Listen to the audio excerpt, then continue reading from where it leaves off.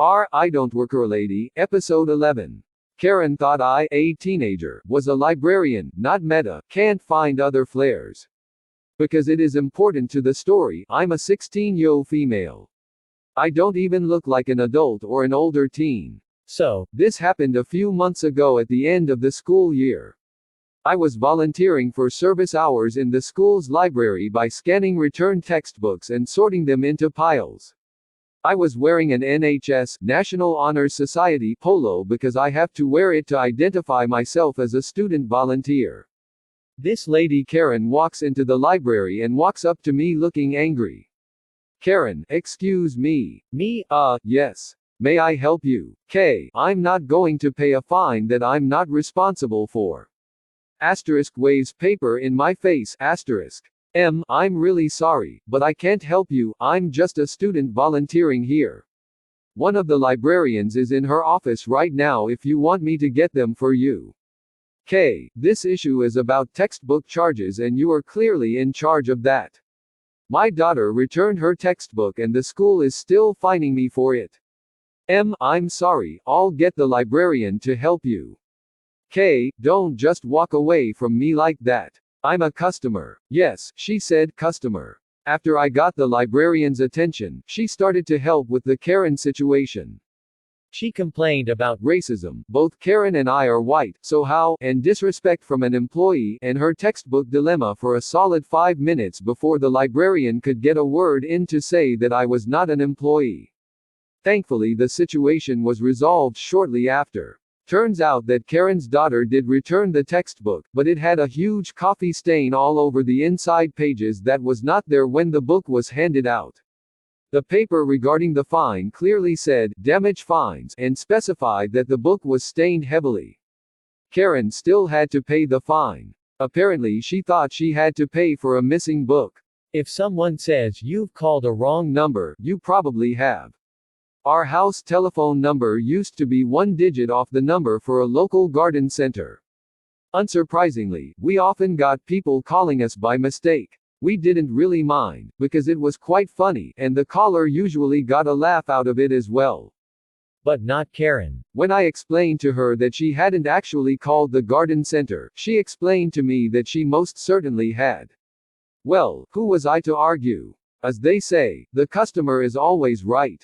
My mistake. How can I help? Long story short, sorry to the actual employees who had to deal with what I imagine was a very irate Karen and explain to her that there wasn't a 70% off sale on deck chairs. Can you print my pictures or not? A little backstory before I dive headlong into this story since it won't really make much sense otherwise. The first real job that I held onto for many years was at a photo lab. I developed pictures from both film and digital, using the ever-lovely Fuji Frontier 390. It was a workhorse and an ox. The thing could process photos faster than any printer I had ever worked on, but it was also super expensive, which made them pretty rare to come by. After leaving the photo lab due to them having some financial struggles, I went to work at a big box store where the employees used characteristic blue shirts. Now onto the story. TLDR at the end. During the holiday season, I went into a local CVS before work to pick up a Monster Energy drink. Holiday season in the US is quite brutal and taxing for retail employees, and I was a dumb kid so I was probably up playing video games all night and needed a powerful pick-me-up. As I'm kind of browsing through the snack foods to see if there would maybe be something I would like to have as a quick bite to eat before my shift, I got a quick and vigorous tap on my shoulder, plenty of force behind it, but I was barely a walking zombie from being tired. This hobbit-looking shrew puts her hand on her hips and says, "Excuse me, do you see that machine right there?" She points over to the photo lab at the CVS, and I see it, a Fuji Frontier 390. Oh, how much I loved that machine. For some reason I thought she was like a creepy white trash angel with the goal of reuniting me with this beautiful machine. I replied, "Yeah, I see it." She says back to me, "Well, do you know how to use it?" Yes, I do. I want to use it. I want to push those damn buttons. I'm halfway between a metaphorical chubby and about to pass out, and without thinking, I said, well, yes I do. Great printer honestly. The Hobbit quickly turns into Gollum and snaps at me. Well, get your fucking ass back there and print my fucking prints. Is this the type of service I'm paying for? Full on 0 to 60 raging bitch, screaming at me because she wants her prints now, and as my cylinders were all firing properly at this time, I didn't have a witty response and just kind of questioned the situation. Excuse me, what? I don't think I understand. She gets angrier, face turning red, spit flying from her jewels as she hollers, what do you not fucking get? I have been waiting for some lazy fucking employee to get off their fucking ass and print my prints. I have shit to do. Can you not hear me or something? Are you dumb or are you just fucking stoned? This is the type of service I get here at CBS. Finally, at least one piston caught some gas and realized she was crazy as shit, and literally oblivious to the fact I was not wearing the employee-issued red shirts of CBS and replied, yeah, I don't work here. She carries on screaming, you don't work here. Are you fucking kidding me? You're wearing the fucking shirt. I am not fucking dumb, I reply. My shirt is blue. The response was awesome. What the fuck does that mean? Your shirt is blue? Are you telling me that logo right there doesn't say Best Buy? Fuck, OMG. Fuck, OMG, yeah, I just rolled out. Let her ponder on her life choices at that moment. Employees asked if I was okay. It was funny. Didn't really need the monster after that. TLDR. A customer at CBS asked if I knew how to use a specific printer. I did. She shouted at me until she realized I was wearing a Best Buy work shirt and not a CBS shirt. When the government picks a hotline number that's way too close to your own. This is a story that takes place over a couple of years or so it'll require some explanation. Strap in, everyone. To begin with, I'm Singaporean, born and raised in this fine city of ours. For those not in the know, Singapore gained independence, against its will, in 1965, which means that 2015 was our semi-centennial National Day. And naturally, our government went all out for that year's celebration, which actually extended into the years beyond, and included several bonuses for Singaporean citizens, including a free Lego set for all students, and some cash handouts. One such handout was announced in 2017, as part of the NS50 Recognition Package, a program to mark 50 years of national service, or plain conscription, as some might call it. This took the form of a $100 voucher, mailed out to all past and present servicemen, that could be spent on almost anything, from supermarkets to McDonald's, and even Singapore Airlines. As one might imagine, getting the word and details of such a generous handout to everyone in the country would be a bit difficult, seeing as how we still have old men alive today who are eligible for the voucher, but might not even be capable of speaking any of our 4 official languages, let alone reading or writing them. As such, the government picked a 1800 toll-free hotline for people to call, if they wanted information on their vouchers, in addition to the website and newspaper articles they printed. Coincidentally, this 1800 number just so happened to be identical to my family's home landline, with the exception of the preceding 1800, which signified that it was a toll-free hotline. Unfortunately, this hotline was soon swamped with calls, not only from people asking for details about their vouchers, but from people who had yet to receive their vouchers and wanted to yell at whatever civil worker they could reach to hurry up.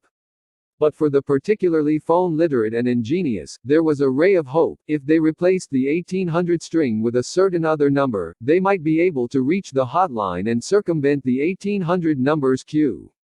They'd have to pay for their call then, but surely that was nothing compared to potentially getting a free $100. Unfortunate for us, then, that replacing that 1800 with that certain other number got those people our home landline. And so we soon found ourselves similarly swamped with calls, during all business hours, at home. Did you want to enjoy a warm lunch at home, on a peaceful day? Too fucking bad, you're now the target for the ire of countless pissed-off citizens who want to demand their money and more. They'll scream at you for not speaking their language. They'll demand to talk to your manager when you can't magically pull up their enlistment records on your computer.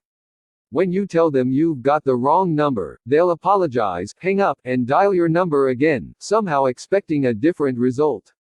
And then they'll get pissed at you. As soon as you hang up and go back to your now cold lunch, there the phone goes again, ringing off the hook. At first, we tried to help the first few callers as much as any layman could. Just wait. They're sending out the vouchers in batches. As long as you've served national service and have an up-to-date address registered with the government, you'll get your voucher eventually. They're valid until the 31st of December 2018, so you'll have plenty of time to spend them. But of course, these people would always have problems or questions we couldn't answer. And then they'd get pissed that we weren't government workers. So between 2017 and 2018, all of us living with this landline received a front row seat to the shitshow that people put on when there's free money on the line. I lost count of the number of times I picked up the phone to answer someone who started rattling off their personal information without so much as a confirmation that I was even a call center employee. Eventually, my father started unplugging the phone for hours at a time, just to avoid the deluge. For a year and a half, we lived with this. Our service company couldn't help us, and my parents have held this landline number for over 30 years, so changing it would be too much of a hassle, going back through every company or organization you're currently dealing with, just to change contact details, etc. So we endured, and unplugged the phone. But, as all things, this too came to an end. Now, all the vouchers have either been received or expired. There are no new callers demanding our managers. It is quiet and peaceful again. We've plugged our landline back in. If it ever happens again, perhaps we'll start answering every call with IDWHL. I think, though, that it'll be a while more before we forget what it's like to have our landline become a hotline. Just venting on this topic. I don't know what it is about me. No matter where I go, no matter what I wear, people always think I work wherever I'm at. I am a hospital employee and I'm always in scrubs. It's usually older women that stop me and just start asking where shit is. I say I don't work here and their response is, "Oh, you have on a uniform, I thought you did." Really? This uniform is dark purple scrubs. Walmart employees dress down with a Walmart vest. Target employees wear khaki and a shirt same as Best Buy, but still I always get stopped because of my uniform. I used to have to wear royal blue scrubs and would get stopped at Walmart all the time basically because my clothes matched Walmart's wall color. I've been stopped also because I'm wearing an ID badge. Yes, that says I work a hospital. It's spread now to supermarkets and the mall. I was in regular clothes but had a lanyard with my keys on it. That accessory was enough to make people think that I worked at the mall because I had keys around my neck. There's one near my job and I don't know what it is about me that makes me look like I work there to people. It's like, damn, how do I stop looking like I work for the place I am clearly shopping at? Doesn't matter what I wear. Doesn't matter what my hair looks like. I could be clean shaven or scruffy. I've never mistaken anyone ever because I pay attention. I just don't know how people gravitate to me or why I'm the guy who always looks like they work there. Just get old and fat, problem solved. When I was young and attractive, and I really cared about looks, status, I'd always go out in a nice dress shirt and slacks, sometimes a tie. People would always mistake me for someone who worked wherever I was.